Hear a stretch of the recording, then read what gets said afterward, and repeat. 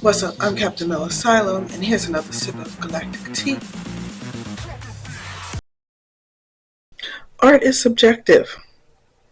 These opinions that I put out about whatever shows or movies that I've watched are my subjective opinion.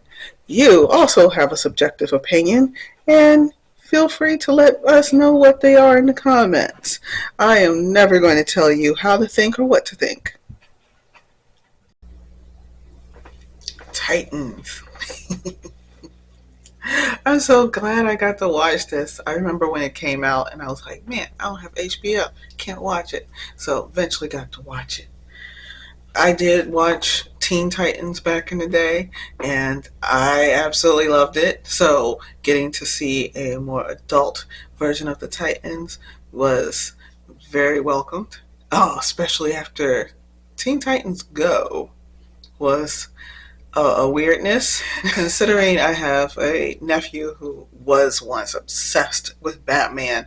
Teen Titans Go was a little more appropriate for him, even though it was brain rot before brain rot was a word that we use today. The word Titans has a very strong background. Kronos, the father of Zeus, was one of those Titans of old days where the word comes from. He decided it would be a good idea to eat his children.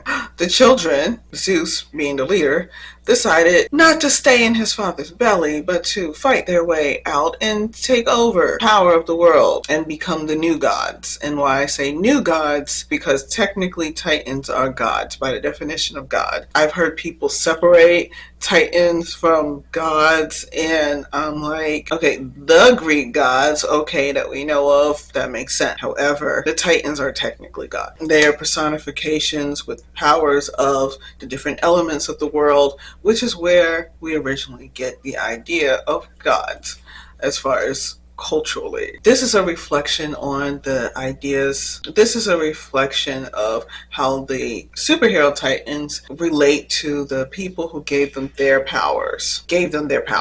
Because one of them being Richard Grayson, Dick Grayson. He prefers Dick. Why in a modern version of this would we do that? Because it's canon. So everybody's got to call him Dick. That's his name. I say that because, it's only power is money and skill, and being an awesome detective. Batman's the greatest detective in the world, supposedly. There may be better ones. Being raised by Bruce Wayne, someone who clearly has enough money for therapy and does not go, decided that it would be a good idea to take a child that experienced the same type of trauma as him and give him the same solution. Go out in the night dressed like a lunatic and beat people up. When you clearly had the resources to actually help, but let's beat people up instead. Even though it was a productive solution for Richard's anger, for Dick's anger as a child, because it was what Bruce did, there are better solutions. Maybe back in the 1930s when it was first written, there weren't. I think there were, because a lot of the ideas that maybe not in that society. I am rambling. Let's take it back. American comic book logic back then would have been take that anger and use it for something else versus, actually learning from all of the cultures that they took the martial arts and stuff from. Because Dick got all of his coping skills from Bruce, he thought that he didn't have any identity of his own. Everything was always him being a shadow of what Batman was.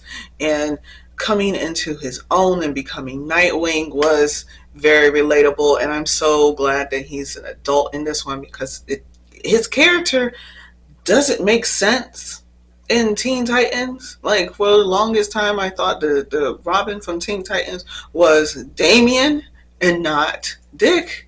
But Dick being an adult makes complete sense. Damian, however, that also makes sense for him to be like 13 and be like, I'm going to start my own team, because it's Damian. Who doesn't show up yet in the show? Would he have? Oh yeah, he's got name. Rachel. I don't remember her last name. Raven. One of my favorite characters on Teen Titans. On Teen Titans, and also on Titans. But I was closer to a teen when I was watching Teen.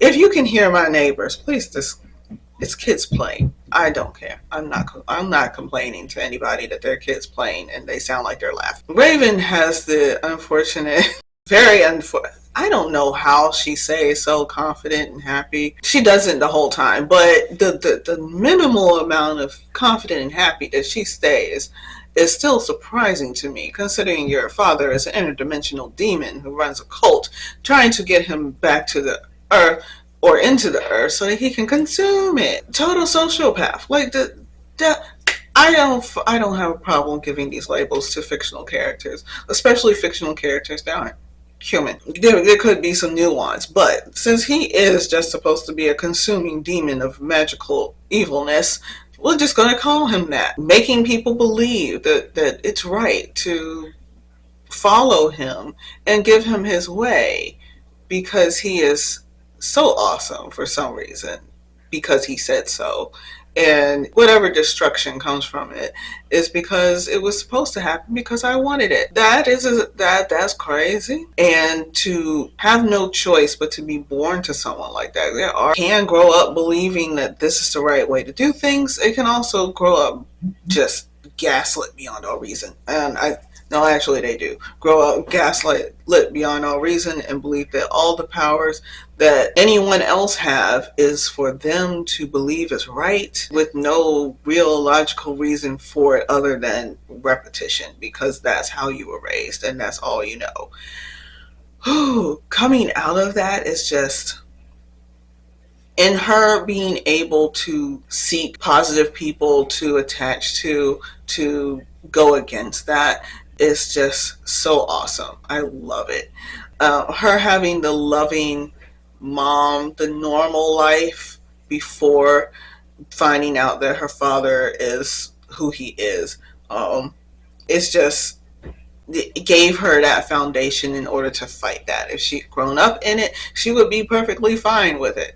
In contrast, I'll get to that later with her half brother. I think he's half brother. Garfield, Beast Boy, who's just so, oh my god. I love Beast Boy. Um, and Beast Boy in this show was a more like serious version of Beast Boy, but you still get the goofiness, fandom boy of seeing where he came from, that where the father figure basically, I'm going to save you and you better owe me for your life, is, I don't want to keep using the word crazy. All of these characters, all these father figures have narcissistic behaviors, especially. It's like, I'm right because I'm right. And if you don't believe me, then there's something wrong with you. And I'm going to have all these people under me that I exploit in order to say how great I am, because I am a brilliant scientist. No doubt about that. But having so much control over people and making them believe that I helped you, now you owe me. It's just the most toxic thing. Like, you can't just go around and help people and let it be. Which kind of what Bruce does. If he finds a mugger and he beats them up and he gives the person back whatever they stole, he just disappears into the night. And that's a positive for Bruce. There you go. I'm going to keep bringing up Batman because he's just the epitome of all. I guess he's a nice little anchor to compare everybody else to, especially since Dick is the leader and he's guiding everybody else. Dove is a new character for me. I think I remember her from Justice League Unlimited, but that means I watched Justice League Unlimited twice and probably remember that I saw a character that's probably her. But yeah, I probably should talk about her and Hank. They're bonding over, hurting people that hurt other people, because they both had male figures in their life who were abusive. Dove's mom being abused by the guy that she was with, and Hank being directly abused by his football coach, which is something that was kind of refreshing, because we should talk about males being abused as well, because abuse is abuse, and why are we dismissing it because of a social construct like gender? That's horrible. I'm also recording this in June, so because they don't get a chance to have that. And as someone who's raising a person who happens to be male, I would love for him to grow up with a sense of self, a positive sense of self, and that comes from good mental health. Why wouldn't I want my son to have good mental health? Like, I need all the other men in the world to have good mental health because everybody else doing good helps the whole. Them bonding over uh, going to therapy for grief is them helping each other. It was so loving and so positive, and it made me want to feel really bad when Hank came to his end. But I can't fully feel that because it's DC. It's DC Comics. Nobody stays dead. And even though he does stay dead, and that's a spoiler, I'm sorry. The character, you still get to experience the character. Right? Does anyone truly die, or does energy just recycle itself? Donna Troy. Donna Troy technically doesn't have a male figure over her. She does have a boyfriend that she loses, but it's still the society that she comes from having expectations of her and her trying to let herself make her own choices, because she does have the example of Diana, who completely chooses to make a life for herself, which is what feminism is.